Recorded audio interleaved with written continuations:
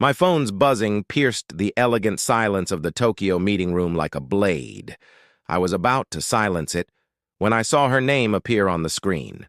I was moments away from finalizing a multi-million-dollar collaboration agreement with the Nishiawa Group. I almost ignored it. I've been training myself to do that lately. But after seeing the voicemail notification, I excused myself. I stepped into the hallway and pressed play. It was her voice, pleading with Lucas to come home sooner. My heart skipped a beat, not just from the emotion in her voice, but the vulnerability, the panic. I hadn't heard that tone in months, maybe years, and it disarmed me, left me speechless. I didn't even hear the conclusion of the message. I sent my assistant an apologetic text, canceled the final meeting, and booked the first red-eye back to the States, 7 hours later. I didn't care about the recycled cabin air, the stiffness in muscles I hadn't exercised in years, or the aching pull of jet lag. I just needed to get home. When I landed, my shoulders ached and my suit clung to me like a heavy garment. My only thoughts were, what happened? Why did she sound like that? What was she afraid of? Was someone ill? Had there been an accident? I didn't stop for coffee, didn't stop for explanations. I drove straight from the airport to our gated Brentwood house, knuckles white against the wheel. When I pulled into the driveway around 8 a.m., the home was still, pristine as always. Glass and stone glimmered in the morning sun. My pulse raced. I pushed the door open. No knocking, no ringing. This used to be my home, my haven. And then I saw them. Suitcases, neatly lined up by the door, like soldiers. 4 of them, each with designer monograms, color-coordinated with Marissa's favorite travel scarf. I blinked, confused. Refused to make the connection. Then came the sound, heels clicking on tile, and laughter. Maria was coming down the stairs with her younger sister, Delilah. They looked like the stars of a perfume commercial.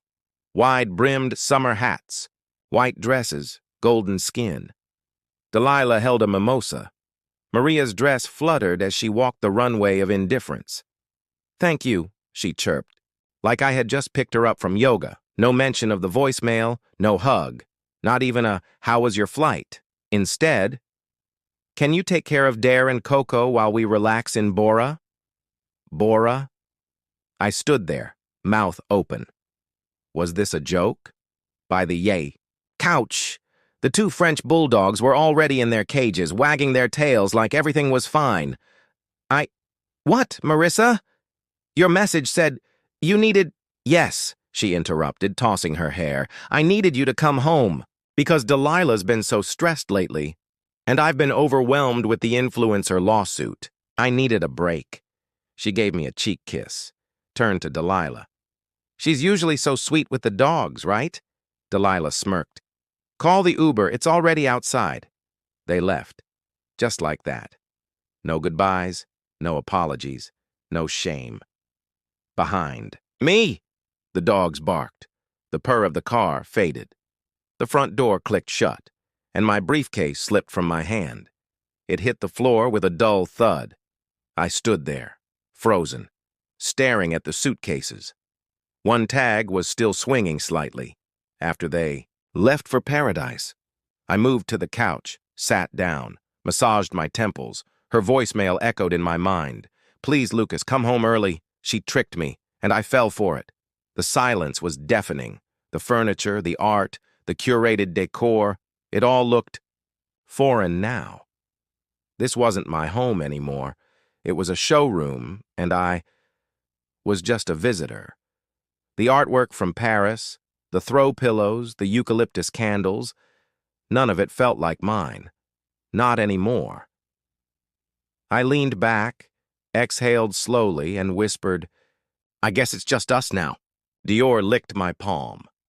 Coco nestled against my side. Inside, something had shifted.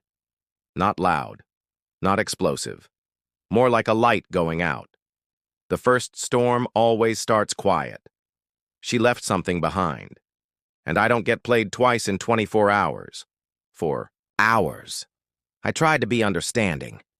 Maybe she really did need the time off. Maybe Delilah was going through something. Maybe it was all a coincidence. But the longer I sat in that house, the more I saw clearly. This wasn't about Bora or Delilah. This was about me finally seeing it. Marissa hadn't changed overnight. I had just stopped noticing the laughs that no longer included me. The eye rolls when I suggested vacation spots. The indifference at my surprise visits. This wasn't a break. It was a pattern. Gradual, cold, intentional. She didn't want me home to reconnect. She wanted me home to cover logistics. I wasn't a partner anymore. I was a placeholder. The house, my house, no longer reflected me.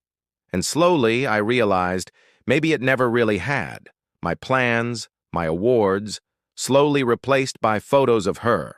In Greece, in Paris, in Cabo, sometimes with me, more often, without.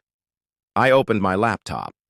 At first glance, the accounts looked normal, but then I saw the pattern. Repeated payments marked consulting fees.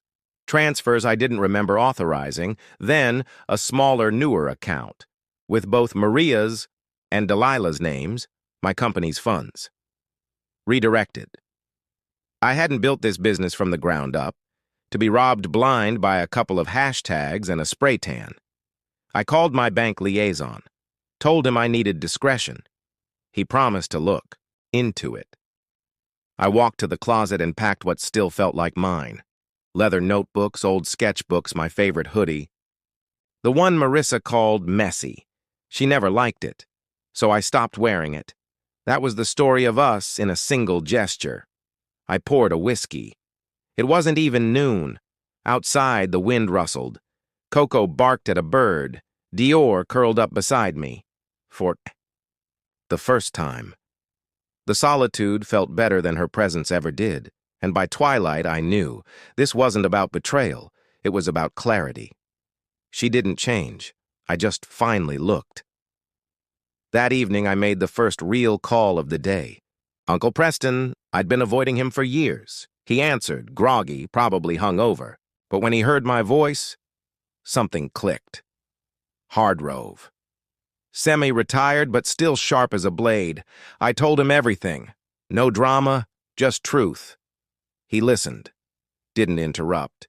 Then he said, "She undervalued you. Both of them did. Let's begin." And, just like that, the act of reclaiming had begun.